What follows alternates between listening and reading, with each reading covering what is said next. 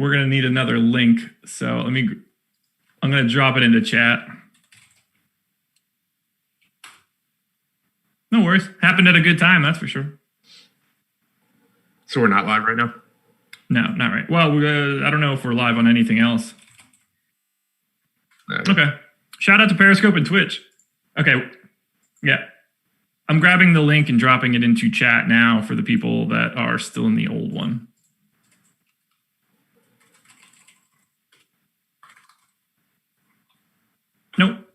Nope, you'll be fine.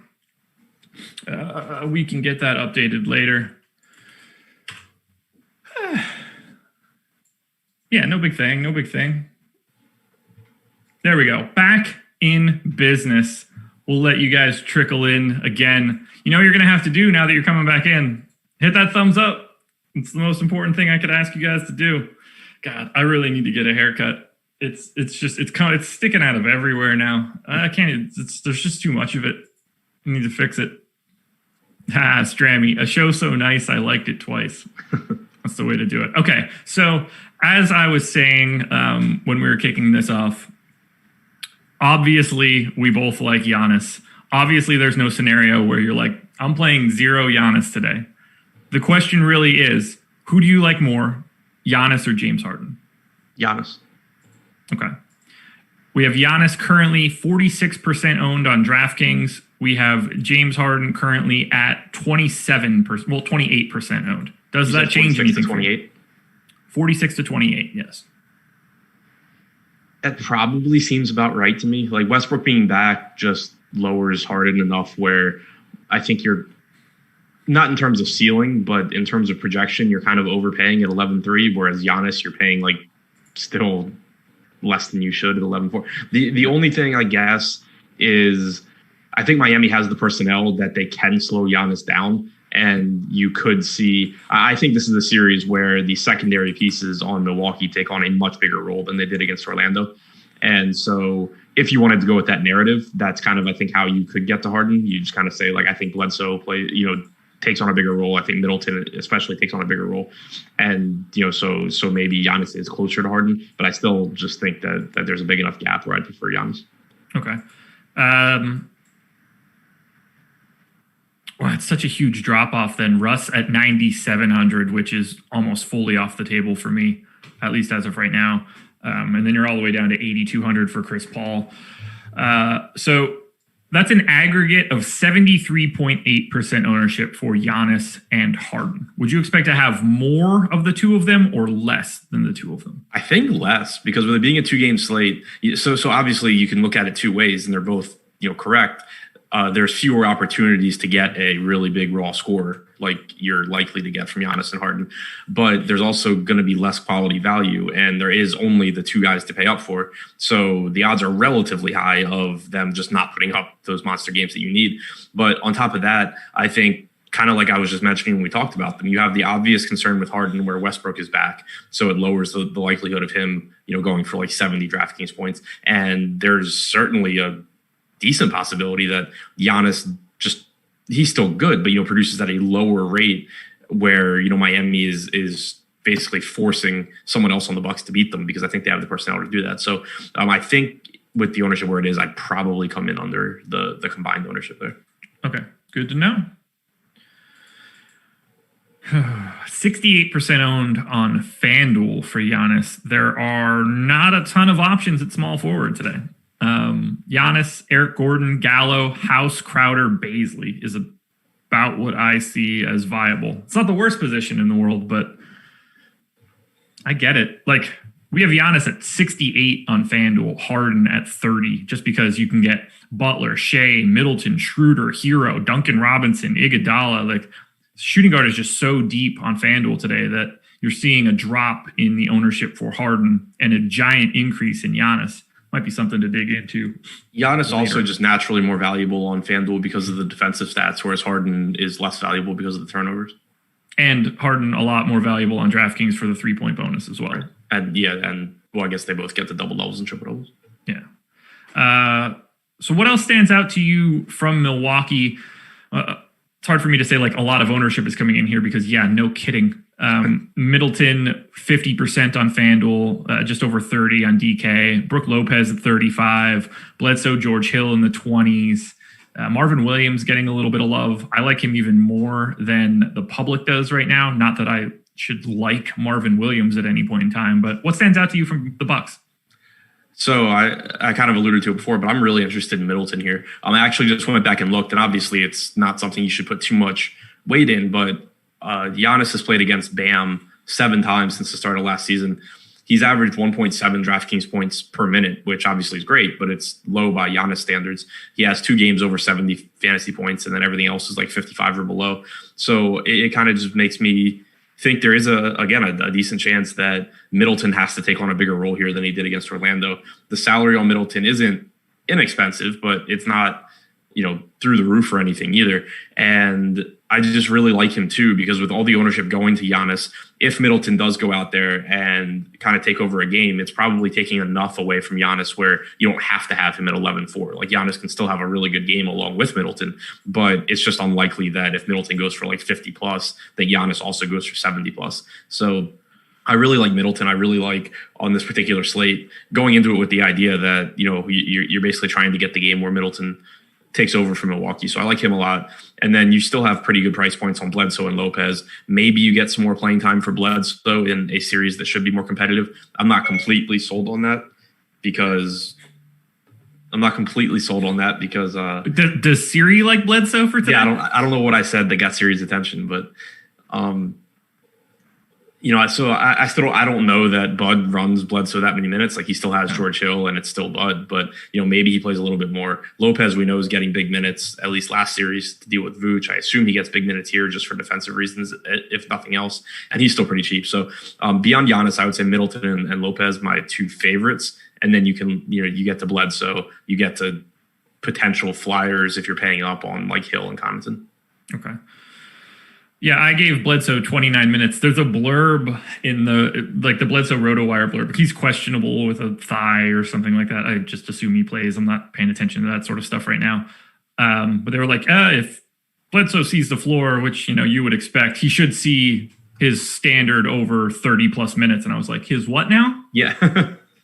I was like, I think Eric Bledsoe had 28 minutes burned into my spreadsheet for the entire season. So I'm not so sure that a guaranteed 30 plus for Bledsoe is there. I gave him 29. I think 30 is reasonable, but I need to see it first before I trust Bud to like turn this into a 8 or 9 man rotation. I mean, I projected 11 guys for today. I don't even think that's outlandish. Yeah, I mean, I feel confident increasing minutes on Giannis, Lopez, and Middleton before I did it on Bledsoe, just because like Hill's not going anywhere. You can kick whatever combination of those backup wings to the curb, but like Hill's not going anywhere. No. And Connaughton is still going to get some run at least. So I think it's riskier with Bledsoe than the other guys.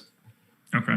Yeah, the guy that's popping up the most for me on DraftKings, not like the most, but like, do you like Marvin Williams here? 3,300. It's just, there is no value anywhere outside of like Iguodala, who we're going to get there. And he's already at 47% ownership. Like, would you rather pay down to DiVincenzo, Noel, Marvin Williams? Are you getting to that low 3 tier? This is why I think I'll have less of Giannis and Harden than the field. Okay. That makes sense.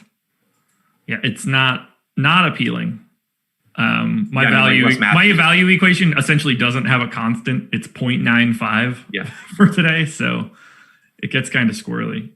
Yeah, I mean, Matthews is in that same conversation too of he'll go be on the floor for 26 minutes. And like if Giannis and Harden both go for 80 points, the 15 from Wes Matthews becomes useful. Yeah. Yeah, like, I mean, at that point in time, I want Marvin Williams because I think he's just better. 0.74 fantasy points per minute for Marvin Williams over the last 30 days, 0.49 for Wes Matthews. And that's not like a giant deviation off his norm either. He just stinks. Anybody you don't have interest in from Milwaukee? Marvin Williams and Wes Matthews. There we go. That's fair. That's fair. So are you? I mean, they're not really picking up any ownership either, so it's not. You forgot to factor the Marquette matchup narrative into the Wes Matthews projection, though. Yeah, that one's not on. I don't have that column in my sheet. I guess that's some fish move on my end. Him and Jimmy Butler. Matthews is going to go off. Yeah. If you're playing SuperDraft, 1.00 multiplier, aka not a multiplier on Giannis, but he is still the clear top SuperDraft option from the Bucks. Who wins this game? Bucks. Yeah, I agree. I hope so, at least. Although it's weird, like part of me likes Miami. I am way too committed to Giannis being amazing to deal with Twitter. If Giannis, I mean, if they lose, Giannis probably has like 35 points, 18 rebounds, 9 assists, and one highlight of him missing a 3-pointer. Yeah. And Twitter will talk about how it was because of Giannis they lost. Yeah. I don't like what this is doing. I mean, like, obviously you are significantly more active than I am in the Twitter sphere, but we are both on the same page in the argument. I don't like how this is turning us into like not Luka fans. It really pisses me off. It's not a fun place to be. But they don't have to be mutually exclusive. I can like both guys and think they're both fantastic, but I can't compare the two. I don't think that's possible. I hate it. I hate it a lot. Let's go to Miami. I mean, we obviously both love Luka. We just also love Giannis and think he's better, and it just turns into arguing against Luka. I like being right way more than I like liking Luka.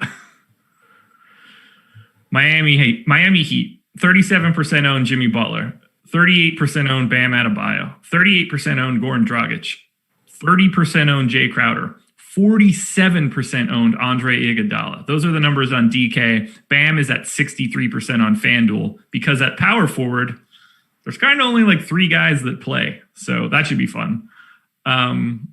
What stands out to you most from Miami? So I really like the value as far as the mid-range goes.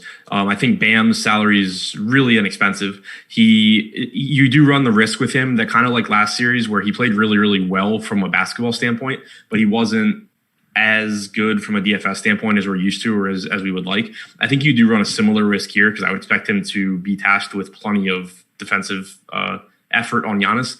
And, so obviously that comes with foul risk, that comes with just expending energy and maybe not being quite as productive on the offensive end from a stat standpoint. But the salary is still really cheap. I expect him to be out there a ton of minutes as long as he's not in foul trouble. So I think that looks good. Dragic and Butler both, I think, are affordable in a spot where obviously they're going to be looking to them to carry the offense. The only thing I really disagree with from the ownership that you mentioned is Iguodala. And it's kind of similar to, we had talked about it in one of the Indiana games where at least early in the day, Iguodala was projected for like 40-something% ownership. And it's really just because there's not that many options on a 2-game slate. Yeah. He's probably going to get his around 28 minutes, but he's not going to shoot. I mean, he's going to be out there doing, he has the Wes Matthews role basically. Like, he's going to be out there, Dragic and Hero and Bam and Butler and Crowder and Robinson. Like, these guys are all getting looks before Andre Iguodala does. And so, certainly if you're going to get 28 minutes from someone at 3,500, he can run into a big game just by playing that many minutes. But the problem is that if half the field is going that route and you do get that kind of outlier outcome, like you're still competing with half the field. Whereas if you get the normal outcome where Iguodala plays 28 minutes, gets 16 fantasy points, half the lineups now have a 16 fantasy point spot and have to have those expensive guys go off. So again, I think it's just kind of, I prefer getting one more mid-range guy that has the potential to go for 50 than going to Andre Iguodala along with half the field so that I can get to James Harden or Giannis. Yeah, that's a little bit more of why I have a bit of Marvin Williams interest. If he's 13% owned and Andre Iguodala is 47% owned, at the very least, I think I'm making a better move there. Even though I do think Andre Iguodala, just on the surface regarding his salary, grades out slightly better. I think there's just more minutes in the game for Iguodala. And I assume he probably starts seeing more time as this playoffs goes deeper and deeper, or, this might be as deep as it goes for Miami. What about Olynyk? Thought about it. I never know if he is, whatever I think Kelly Olynyk is about to do in a game is usually not the way that Spo goes. So when I think like, oh, this is probably a decent Kelly Olynyk spot, that's when he gets the DNP CD and Derek Jones Jr. plays 24 minutes. So I don't think they would want Kelly. Like Kelly Olynyk seems. I mean, with the way that the Bucks sort of allow threes, you would think they would want Kelly Olynyk out there, but I don't know. What do you think? I gave him 13 minutes. Yeah, I think that's fine. So I went back. He's played against Milwaukee 3 times this year. He played 28, 11, and then 34 minutes. The 34 minutes was in the bubble, but that was also a game that he started because I think Crowder was out. No, Crowder was in. Butler was out and Olynyk started. So you can't take anything away from him playing 34 minutes there. The reason that I'm kind of interested, what's his ownership right now on DraftKings? Olynyk? Yeah. 10. Okay. So if Bam gets in foul trouble with Giannis, which you're not predicting that happens, but it's obviously a very real possibility. Yeah. I think Olynyk would be the one that comes in behind him. And Olynyk produces at a rate so much higher than Iguodala or any of these other cheap guys that in large field tournaments or tournaments in general, you just need him to get those minutes. And you can get those minutes by, one, being wrong about Spo's rotation and him just playing more, even though we don't think that he will. Or 2, Bam getting in foul trouble. Like, you just need the minutes. And obviously that's the risk, but it's not like there isn't risk with Iguodala and Marvin Williams because they will get the minutes. They just aren't going to do anything with them. So I don't know. I think that I think there's more of a like tournament winning upside from a low owned Olynyk than from a popular Iguodala or even from a low owned Williams. I mean, you don't. I think there's also no floor, but sure. Yeah. He could easily get played straight off the floor. But I do like taking shots on the guys that are, like 1 fantasy point per minute guys, right, and not the Wes Matthews half a fantasy point per minute. Like you need such a different outcome for like sort of the same result. Right. I don't know if that's making much. Like it's all going to come down to Kelly Olynyk's minutes more so than anything else. Right. It's just so like to, I guess, put it in context. Think about all the times where you're like watching basketball or there's a slate and something happens and your immediate thought is just like, shit, anyone who played this specific value guy just won the slate because he's going to get minutes and that's all he needs. That's never the case you never say that about like a Wes Matthews or, I mean, to some extent you can with Marvin Williams, but you don't say it about Iguodala. Olynyk is that guy where if any number of things go sideways, whether it's, a random injury on Miami, foul trouble for Bam, just a different Spo rotation than maybe we expect, you can very easily just be saying like, yeah, you need Olynyk.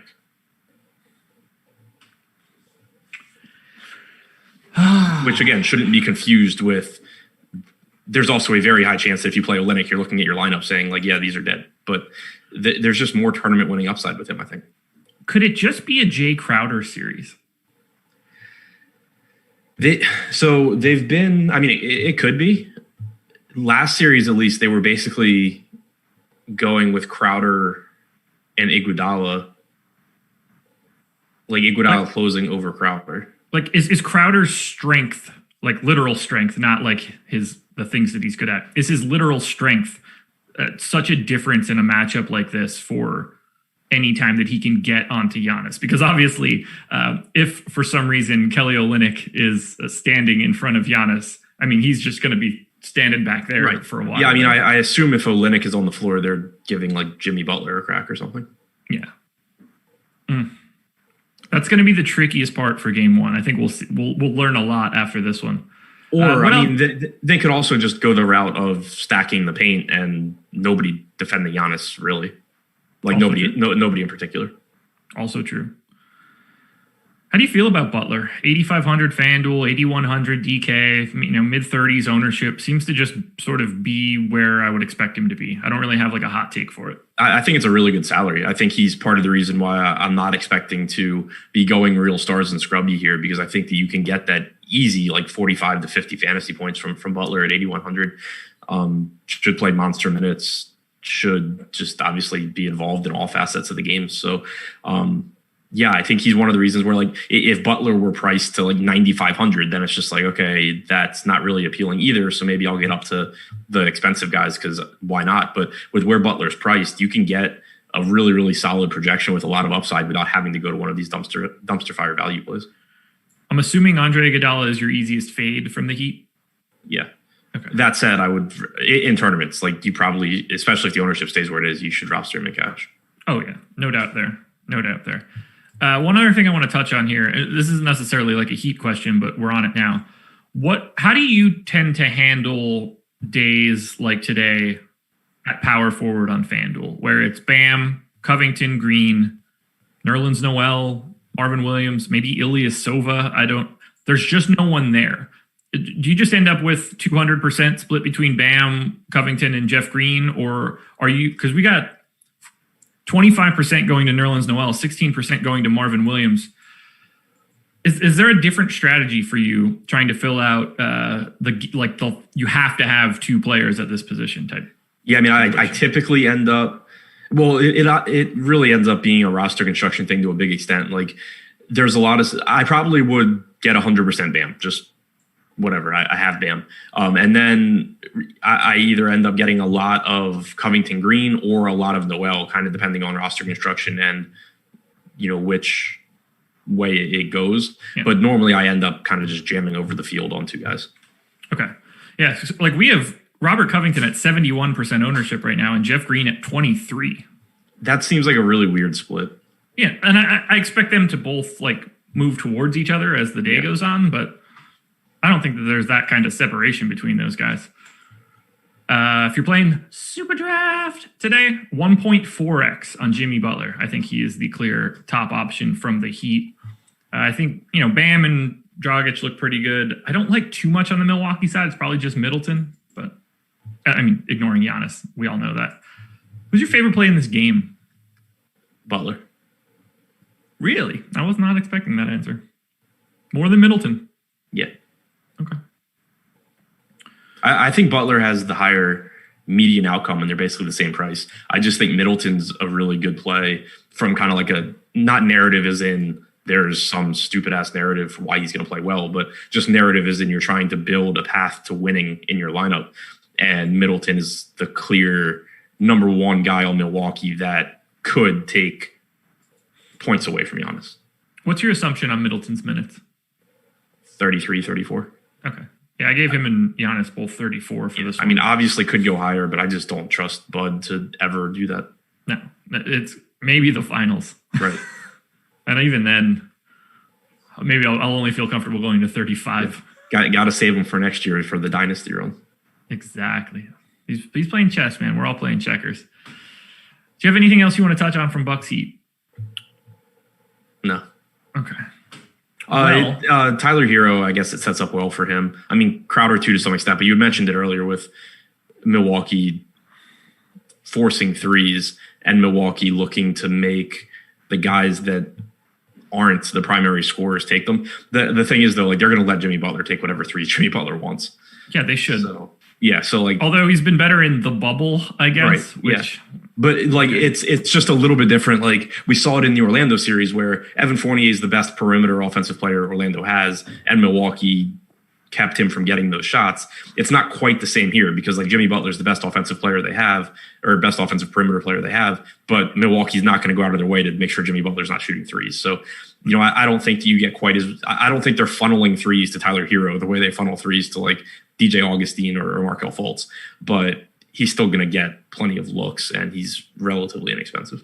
Yeah, I'm figuring they're more likely to have Wes Matthews in like Tyler Hero's jersey than vice versa. And then Jimmy Butler will go like 6 for 8 from 3 and people will lose their mind. But yeah, I think Jimmy Butler probably a slightly better ISO player than Evan Fournier. Yeah, a little bit. Just a hair. All right, so we're up to 445 people on the new link, but only 65 likes. So I understand we had some banked on the old video. I'm hoping we can hit that thumbs up again and at least cruise that number north of 100. I like seeing 3 digits there. It helps out a ton. And I have something for you guys. If you're not already a member of Awesemo.com, our NBA rankings today are free. You can go check them out. No cost to you. Just head to Awesemo.com. browse yourself to the NBA rankings tab, and you can check and see where Alex Awesemo Baker is slotting everybody for this particular slate. I assume someone will drop there it is, Jordan Klein, best in the biz, dropping the NBA ranks link into chat right now. Go check those out. And thank you for getting to 100 likes. See what? And I think that chat should somehow will me into a GPP win today. Everything I'm saying seems to be working out for me. So let's give it another shot. Or here's the best thing that you can do today. Free rankings. So go to awesemo.com and check out the rankings. And then use those rankings to go to SuperDraft, superdraft.io, or download the app in the App Store and play either NBA tonight with those free rankings. Get yourself into some PGA contests for next week, some NASCAR for next week, MMA for next Saturday. NFL is here in 2 weeks? Whew, gonna be here soon. Get your money in SuperDraft now. You don't have to worry about salaries, just multipliers.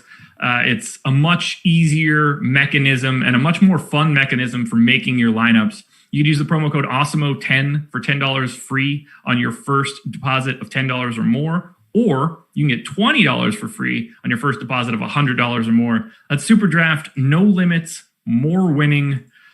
Game 2, Oklahoma City and Houston. 5.5 point favorites for the Rockets. 225.5 total last I saw. You guys can check that out at Odds Shopper. Who wins this game? We'll start there. Houston? Yeah, I hope so, at least. Yeah, so do I. I like Oklahoma City, or at least I like the idea of Oklahoma City. They just don't have enough firepower. I like I like Houston.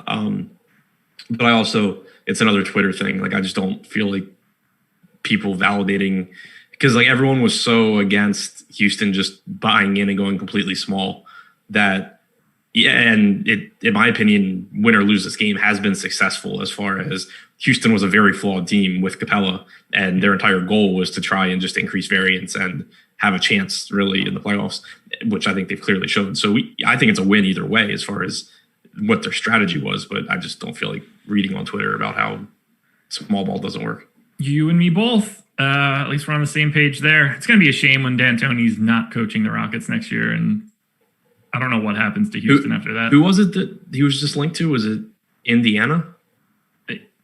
Pacers mentioned that they want to go after him. I've seen a lot of murmurings about the Pelicans too. Yeah, I think I saw that. Yeah, that's the one I saw, I think. Which, if you can get Zion to be the PJ Tucker of this jam, that's something to keep an eye on, I guess. But let's start here on the Oklahoma City side. Highest owned player for the Oklahoma City Thunder is 6K Danilo Gallinari at 51%. Shea is at 38. Everybody else in the 20s and 30s. So I have to ask, how do you feel about Gallo, Chalk? It's so gross whenever he's popular, because he's a good point per dollar play. He should get the minutes. It's a fine matchup and all that, but he's just not volatile at all in terms of from a ceiling standpoint. The guy just doesn't have monster games that you have to have. So, 2-game slate, he projects well. I have no issues rostering Gallo. I'm not saying to fade him, but I would probably be under the field at 50%. As would I. He's 60% owned on FanDuel, where he is 5,500, and that is at a small forward position where, it makes a little bit more sense. I just want to come in. Look, I like Gallo. I understand why he's getting the ownership. The salary makes some sense. I don't expect him to be a 0.84 fantasy point per minute guy like he is in the playoffs right now. But even still, 50% feels a little too high. The guy I have my eye on more than anything is Shea, 7,100 on DK. I'm curious how you feel about him. Yeah, coming off of an absolutely awful game. Yeah, real bad. But there's nothing that changed there. There's nothing where you're just like, oh, his role changed, or it's not even like he got benched. He played 34 minutes in 3 quarters. In a competitive game, you're getting 40, probably 40 plus minutes from Shea. He's 7,100 on DraftKings. He has really, obviously it's difficult one game to the next to predict kind of who takes on the scoring load from the backcourt between him, Paul, and Schroeder. But He's clearly in the conversation, and on average, he has around a 22% usage rate. It's not like he's a no usage guy. He rebounds, he gets some assists. That game was just such an anomaly as far as his production goes. I'm not taking anything negative away from it, and I'm going right back to him. He's another one kind of like Jimmy Butler, where I just look at their salaries, and it really makes me think that going balanced is the better approach on this slate, because I just think that he's clearly underpriced, just like Butler is. And you're not really saying that about the guys at the top, and you're not saying that about any of the value guys. Yeah, Shea came in as the number one contender on the Contenders video. Go check that out, by the way. I fully expect to have a ton. I expect him to be my most exposed Thunder guy. Seems pretty easy to get away from Gallo to go to Shea. Not that they're like same position or anything. Chris Paul seems to be like priced exactly where he should be. Dennis Schroeder is probably going a little underrepresented. We only have him at 22% ownership right now. I think that's a place that I would like to go. Actually, did I? No one got suspended, right? I don't think so. Not that I've seen. Yeah, I don't see anything. Just making sure that I didn't like accidentally miss something yesterday. That would be crazy. The first 3 tweets I found are in Spanish, so that's not going to help. Well, you should learn Spanish, man. I mean, I know a decent amount. I just don't know what that says. You don't know if PJ Tucker's suspended or not. Yeah, they were both fine. They were not suspended. So if it's not Shea for you, do you prefer Chris Paul or Schroeder? Paul, but I do agree with you as far as Schroeder probably being a little underowned from a ceiling standpoint. I think that from a median standpoint, Schroeder's a little bit overpriced, whereas like you look at the rest of the team really, and Gallinari is fairly, if not underpriced. Gilgeous-Alexander's underpriced. Paul is fair, if not a little too cheap. Schroeder, I think, is kind of where he should be, if not a little high. So that should keep the ownership down. But we know he's going to go out there and shoot. He's got a higher usage rate than Paul or Gilgeous-Alexander. We know that he's very likely to be in the closing lineup.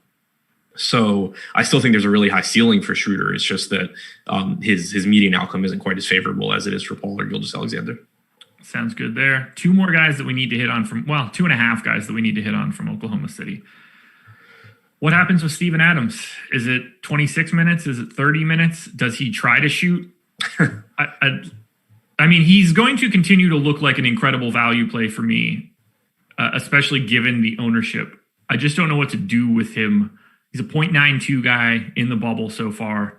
What do you do with Adams?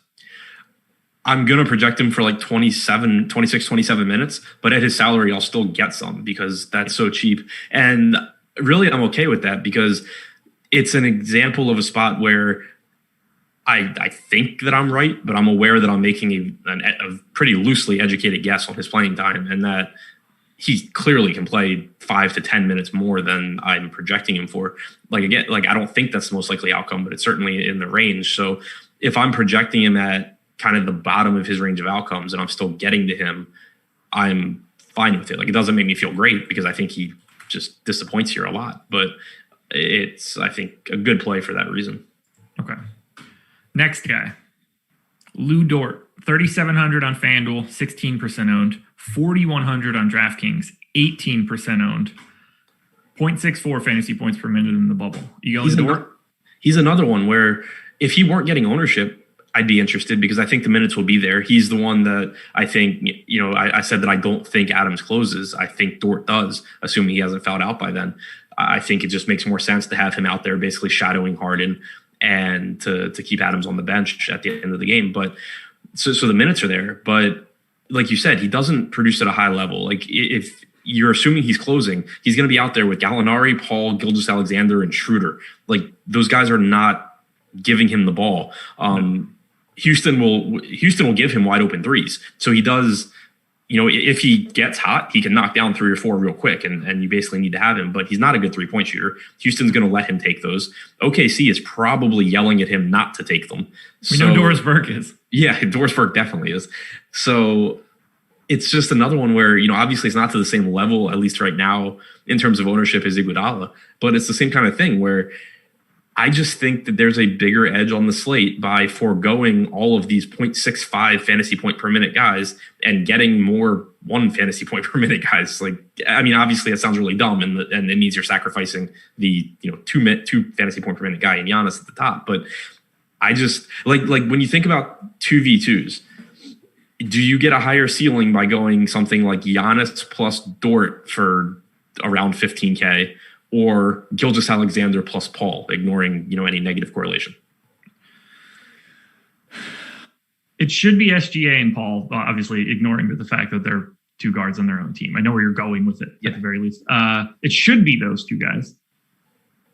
And then I start thinking to myself, like, oh shit, what if Giannis goes for 100? Giannis is like the one. I should have said Harden, because Harden right now, Harden. with Russell. I should have said Harden with Westbrook, but I mean the point stands. Like, because Giannis can outscore both of those guys combined, right? Which I've got them projected for 80. Giannis. If you told me that Giannis had more than 80 today, I'd be like, yeah, I mean, he's the best player in basketball. Giannis and Westbrookless Harden, which obviously not the case today, are like the 2 players where you look at 2 mid-range guys that can both easily go for 50, and you're just like, yeah, but even if they do that, you're still in a pretty good spot with Giannis a lot of the time. It's those 2 guys and AD when he's not on a team with LeBron and they're trying to make a playoff push. Because there was a stretch where Westbrook when he's not playing with Durant. Yeah. There's another one. There was that stretch for AD, 2 years ago when the Pelicans were making that run where he just went insane for like 3 weeks. The Westbrook without Durant was still just the most absurd fantasy run where I think he got to 5 or something. He got to like 14K on DraftKings, and you literally were just sitting there like, okay, do I want to roster a 14K player at 60% ownership, or do I want to lose all my money? Because those are the only 2 options. Yeah. It was just insane. The team was just perfectly set up for like no one else to be able to be involved. Final question. Well, I guess this is going to be a dual question for Oklahoma City. I said it was a half guy, but I'm going to add 2 halves together. Nerlens Noel, Darius Baisley. I've been getting your opinion on I don't want to pay down for this. By the way, I cannot wait until I get the DM at 10 minutes after lock where you're like, I have 400% in guys underneath 4K. But anyway, it's neither here nor there. I assume no Noel, no Baisley. Not on DraftKings. I can see going Noel on FanDuel. Yeah. But it's the biggest problem that I have with Noel here, because normally I'm a fan of kind of taking the Kelly Olynyk approach with Noel, where just needs anything bad to happen to Steven Adams and Noel smashes the slate. So I normally like that approach when there's not really good value. But I think if something happens to Steven Adams, this game just goes smaller. And I don't think Noel suddenly plays 28 minutes today. Right. So, I mean, if you're taking that approach, you actually would, I think, prefer Baisley over Noel, because like if Steven Adams rolls his ankle in the first quarter or something, I think Baisley plays a ton of minutes. Darius Baisley better on a per minute basis in the bubble so far than Noel. Darius Baisley was playing the best basketball of his life, probably including high school games in the bubble, like during the seeding games. Yeah. 0.91 for him. Noel at 0.85, which is really, really bad for him. Yeah. So yeah, I mean, realistically, I'm not, again, on DraftKings, I'm not interested in either one. I think if something, if Adams were to get ejected or something, Baisley actually probably benefits more than Noel. But normally you're getting like 14 minutes for Noel and 18-ish for Baisley. So yeah, we have Baisley at 18, Noel at 19 right now. Percent? Yeah. Yeah, like, because that's what's throwing me off is there's a part of me that's thinking that if you're max entering, you should be going the stars and scrubs approach and just rotating through all of these guys because, one of them probably does well. But it's just like, what's the advantage there when a quarter of the field is doing it? Or a fifth of the field, whatever. Yeah, I'm not on the Baisley train today. Noel, because of Noel's rates that aren't in the bubble, he's the Kelly Olynyk, as you mentioned before. Like he will always pop for me even in low minutes because of how good he is on a per minute basis. So I sort of get why that's happening. I don't know. I don't have a ton of interest in either one of those guys. Noel obviously more in play on FanDuel where you have to roster 2 power forwards. Adams is going to be the guy that I get in trouble with again. Agreed. I don't know what to do there. I hate it. I really do. And then we move to Houston. James Harden is 11-2 on FanDuel, 11-3 on DraftKings. I mean, I think I mostly got your thoughts on Harden vis-a-vis Giannis earlier. It's just not a better situation for him with Russell Westbrook out there, at least from a fantasy perspective. It's definitely better for the team. Yeah. But 11-3, man, that's... I mean, you're talking about, one, needing like 70 fantasy points to be happy, and two... I mean, you need to win. Like, this is a coin flip right now. You need to win the Harden Giannis pick. Like, that's no matter which one of those guys you pick, the first battle is just, do they beat the other guy? Right. And I mean, I don't think it's quite a coin flip either.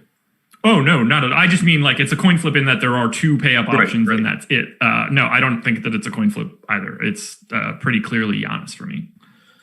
Yeah, that's, I mean, two game slate. Like if it ends up coming in like 55% Giannis, 15% Harden or something, then I start to become interested.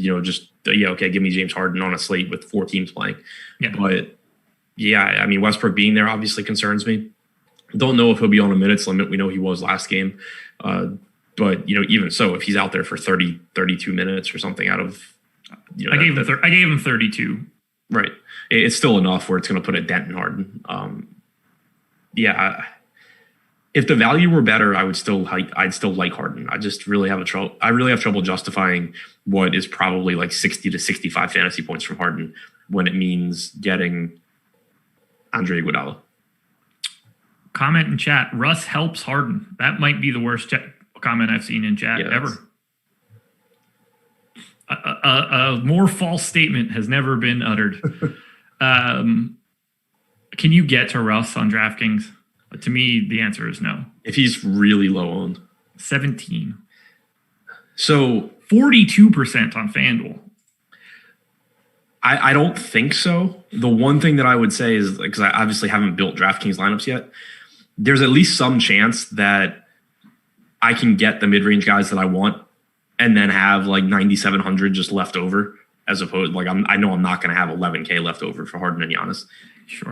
So, and then you kind of just take the raw points. But I think it's much more likely that I'm just going like Butler, Dragic, Paul, Gilgeous-Alexander, Schroeder, like all these guys over Westbrook. Gotcha. Especially assuming that he's not playing 40 minutes. Yeah, he grades out really poorly for me. I assume if he maintains anything remotely close to where his ownership is now, and I wouldn't be shocked to see it rise, he'll probably be a flat 0 for me.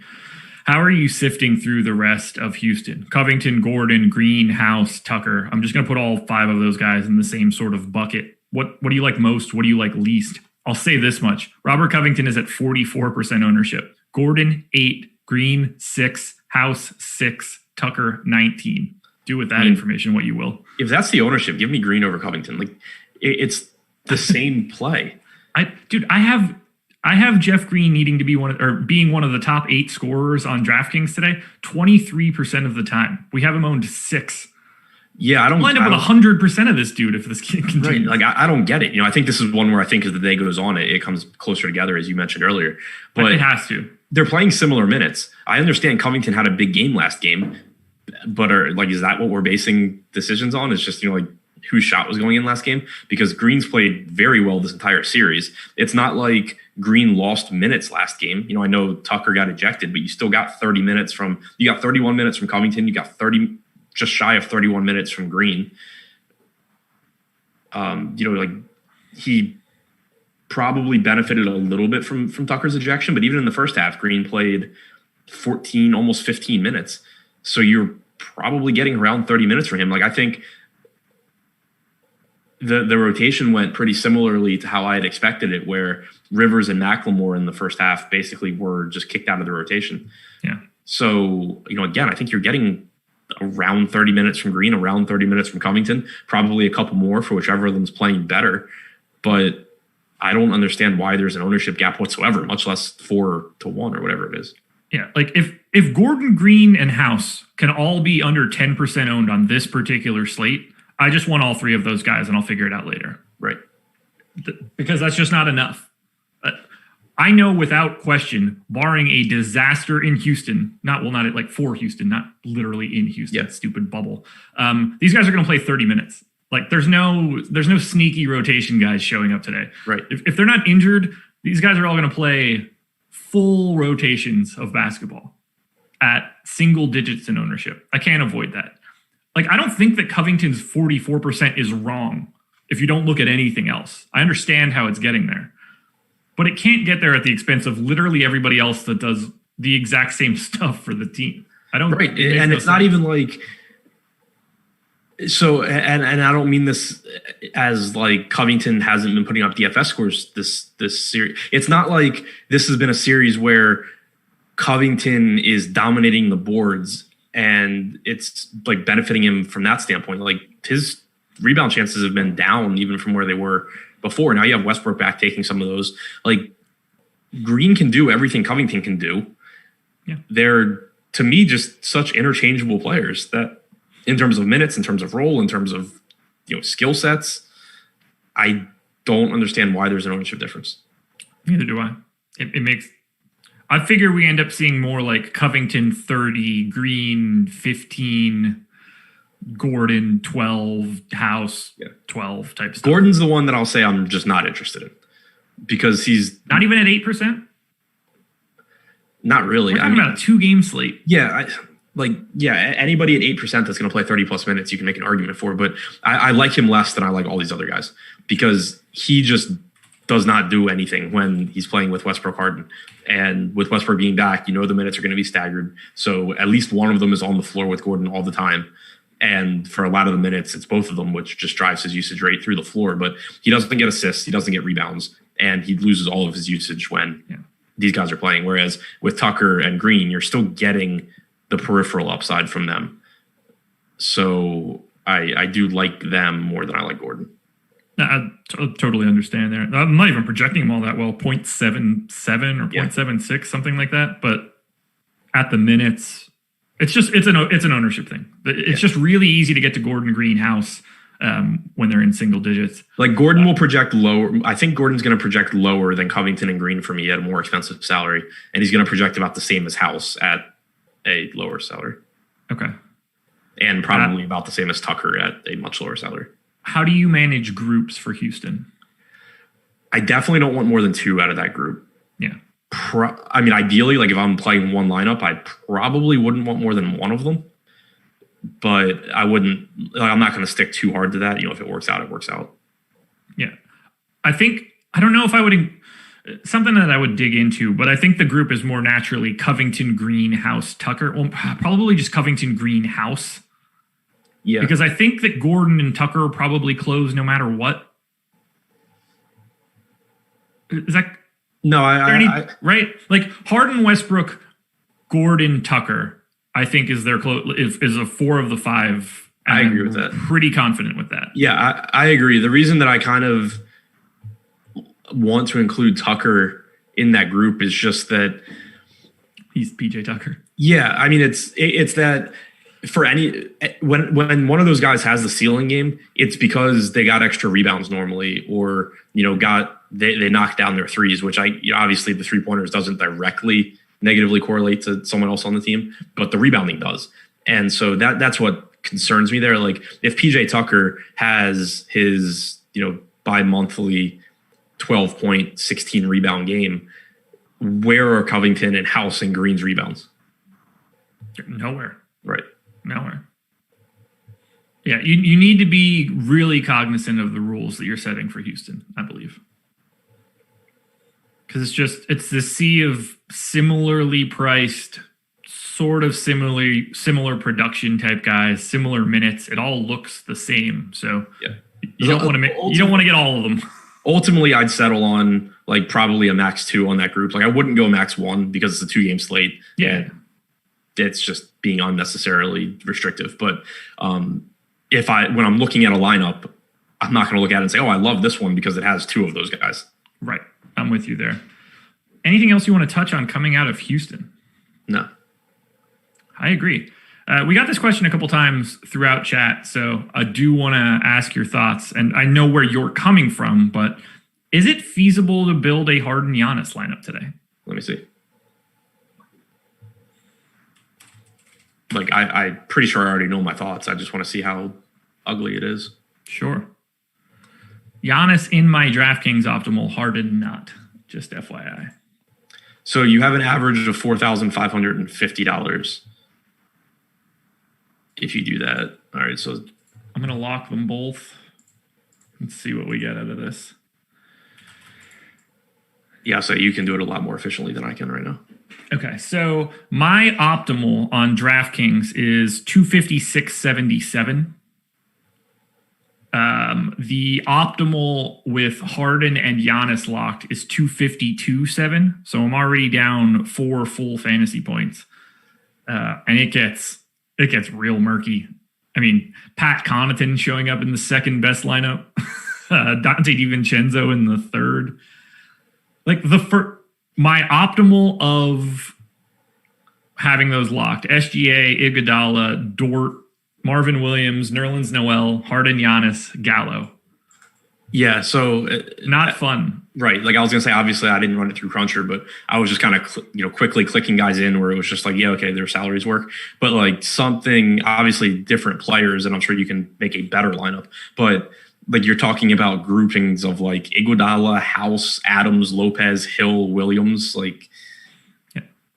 I mean, you're going to take Harden and Giannis, hope they have like 60th percentile games, and then you need to hit everything else, every single random value guy correctly. Right. Whew. And you need there to be correct value guys. Right. Yeah. Which is not a given on this slate.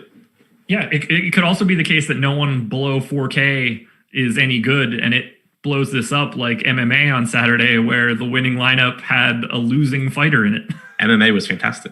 Yeah. Good luck on that three-way split on your seat. Yeah, thanks. Yeah, winning GPPs with a losing fighter is always fun. Yeah, I needed Anthony Smith there. Turns out he didn't want to participate in that fight. I didn't even watch the fight because I was winning a lot of money, and I was just like, I know it's going to drop, and I'm going to like 1.5x for the night. And so I didn't even watch it. And I looked back later and was like, oh, I still made 11x. Cool. It's always good. It's always good. I knew the moment that fight ended, I was like, going to sleep. Yeah.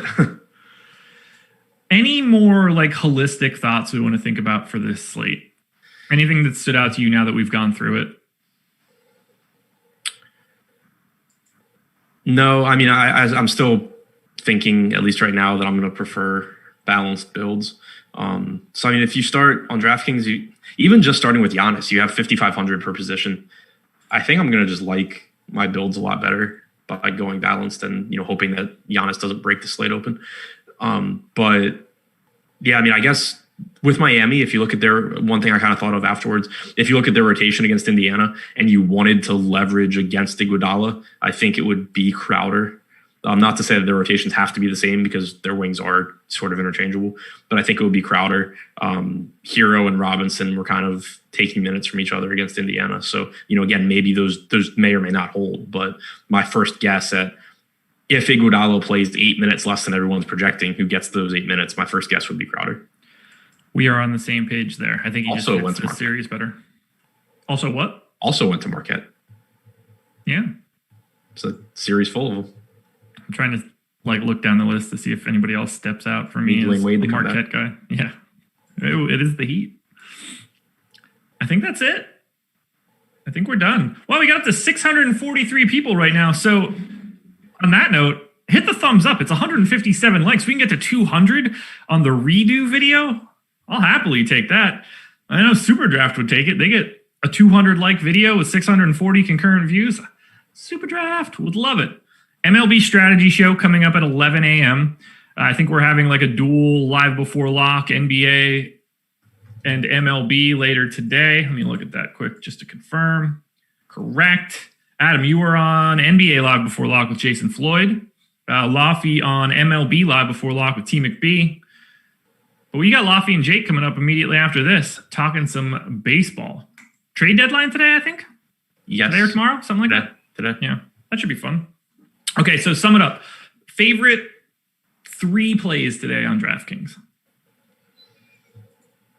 Gilgeous-Alexander, Butler. I mean, obviously Giannis, but as far as getting him in my lineup, I think it's going to be tough.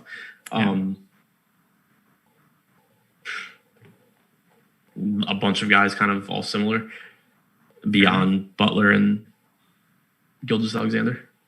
3 highest ranked guys I have on FanDuel today: Robert Covington, Eric Bledsoe, Goran Dragic. It's the playoffs. It should be fun.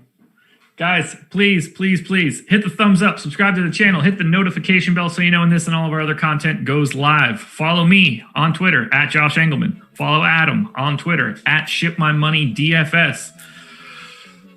Best of luck to everybody on this slate. I hear the music slowly creeping into my ears, so that means Jordan Klein is ready to send us out. So, thank you. Best of luck. We out.